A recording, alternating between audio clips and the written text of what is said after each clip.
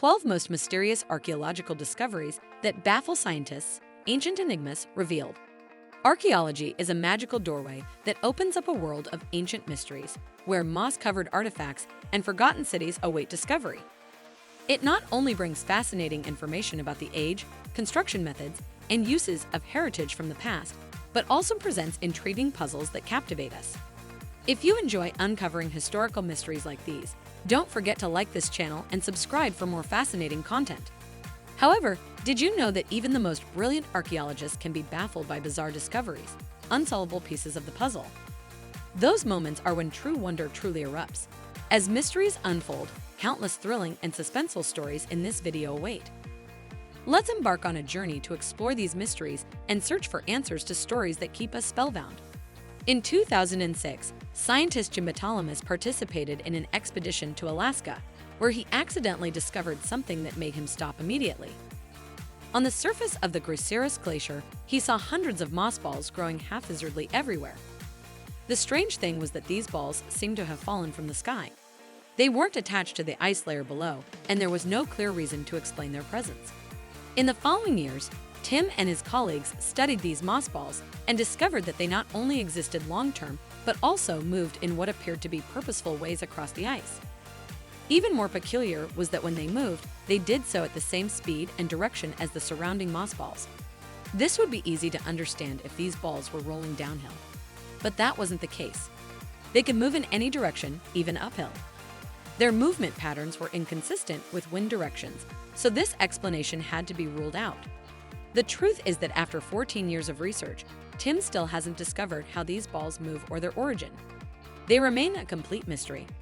In early 2000, Storm Ciara devastated Scotland, leaving destruction everywhere. However, the storm brought more than just debris. It led to a strange discovery. A mysterious skeleton was found on Scotland's shore, with local press speculating whether this could be the remains of the legendary Loch Ness monster. Various theories were proposed about the identity of this creature, whose skeleton washed up on Apton Beach.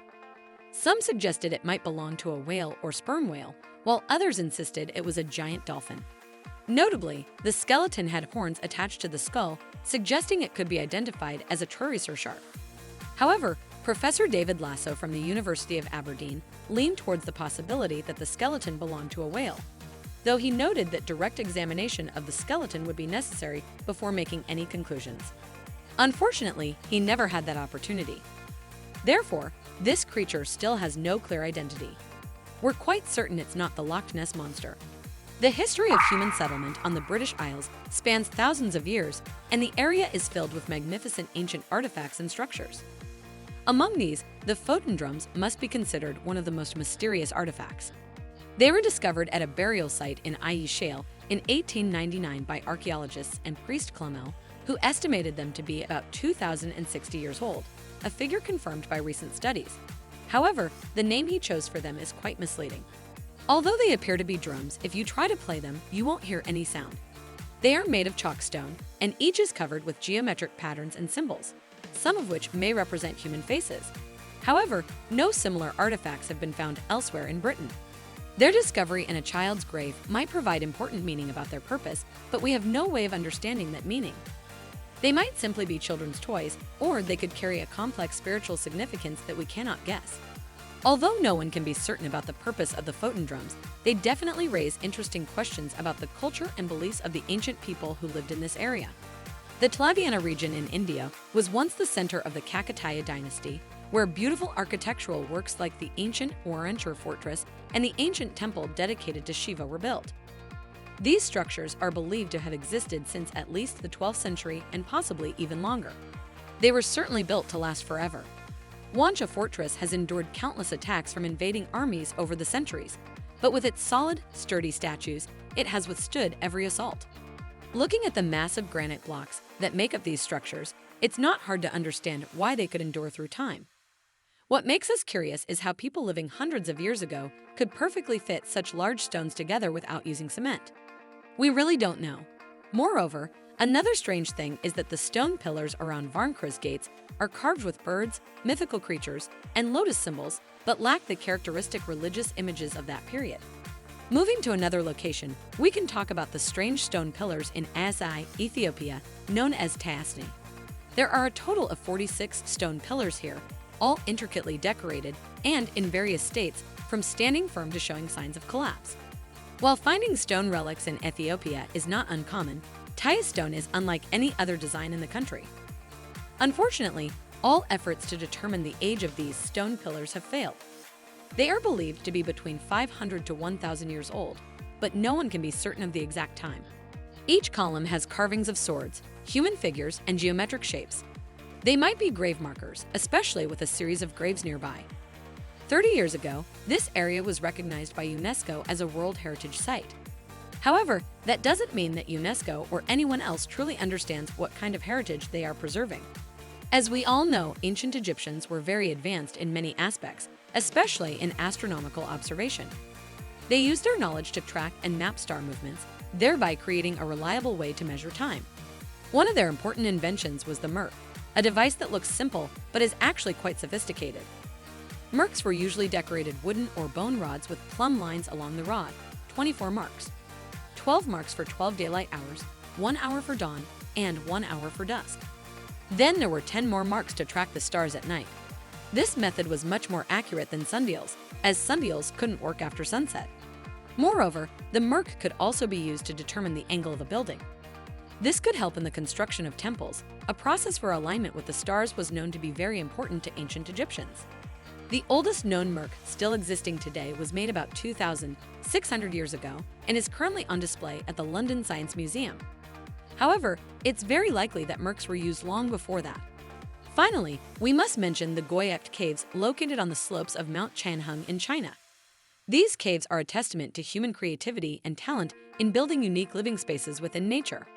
These relics not only hold historical value, but are also repositories of many secrets from previous generations, creating a panoramic view of our ancestors' lives and culture. From the ancient city of Warringcra, the pillars in Ethiopia to the astronomical knowledge of ancient Egyptians and the Gayu Caves, we see that humans have used their creativity and understanding to build, preserve, and explore the surrounding world, creating legacies that we continue to study and cherish today. In the Yunqing region of China, a special cave system was first discovered in 1984. However, information about these caves is very limited, with only speculation surrounding them. This cave system is carved deep into the rock face, comprising over 350 separate chambers spread across 117 separate hectares. Although researchers have estimated them to be about 1,000 years old, there is no archaeological evidence at the site to confirm this. This is truly strange in China. Interestingly, there are no records of the origins of these caves in ancient texts. The biggest question remains who created these caves and when.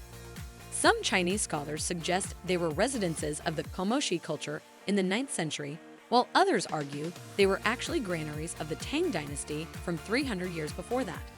There are also opinions suggesting this could have been a Han Dynasty garrison, which would make Hagiaju about 2,200 years old. We may never know for certain which theory, if any, is correct. Over 1,000 years ago, Vikings invaded the British Isles and stayed there for a time. Therefore, discoveries from the Viking period in England and Scotland are quite common. Through these findings, archaeologists can envision how Vikings lived and even gather information about places they had traveled through before reaching England. A treasure discovered in Scotland in 2014 provided some useful information, but also raised many interesting questions. This treasure contained gold, silver, jewelry, crystals, drinking vessels, and even some soft fabric pieces, all dated to the 10th century. What puzzled archaeologists was that many items, especially jewelry, came from places where Vikings were not thought to have had strong activities, such as Byzantium and Rome, as well as Ireland and Anglo-Saxon southern England. This raised questions about whether they had raided these items or had actually traded for them. Overall, this treasure seems to confirm that Viking journeys extended much further than what current history books record. Port Basan is one of the greatest archaeological mysteries of this vast country. Its name in the Tuvan language means clay house, indicating its structure but not revealing its purpose. This strange relic sits on an island in Lake Terkol, originates from the Uyghur culture, and may have been built in the 8th century. When archaeologists discovered it, they thought it was the remains of an ancient fortress. But later studies showed that the design of the buildings and rooms here resembles the architecture of an ancient Chinese royal palace. Interestingly, there is no evidence of human activity at or around this area beyond the existence of the buildings. This suggests that it may have never been used for its intended purpose and might never have been completed. One hypothesis is that it was built in 777 as a temple for Manichaean followers. Jom Tenri Bogo Khan, a follower of this religion, ruled the area at that time, but he was overthrown in an uprising led by opponents of this religion 2 years later. Therefore, any temple dedicated to this faith would become unnecessary. You might think that warriors of the Bronze Age wore bronze armor after all. That's why it's called the Bronze Age, but that wasn't the case. In Siberia, at the city of in 2014, archaeologists discovered a suit of armor made entirely from bone. The bone pieces used in this armor came from various animal species, including horses, moose, and deer. The discovery of this armor holds many mysteries. This artifact is about 4,000 years old, buried but not in a tomb, and there's no sign of the warrior it was designed to protect. Moreover, burying armor seems illogical. All of this creates a strange picture of the past, one that still holds many unanswered questions. The bone armor that archaeologists discovered might have provided excellent protection for its owner against arrows and knives. If a warrior died, it's likely that this armor would have been passed on to their successor as part of their legacy. It's possible that burying this armor was a way of paying tribute to someone who had passed away, but strangely, it lay alone. There were no other personal items around it. By the 8th century, there were many effective methods of temple construction. Yet it seems no one chose to carve a temple directly from a single massive rock like at Petuvankoi in India. This massive temple appears unfinished at the bottom.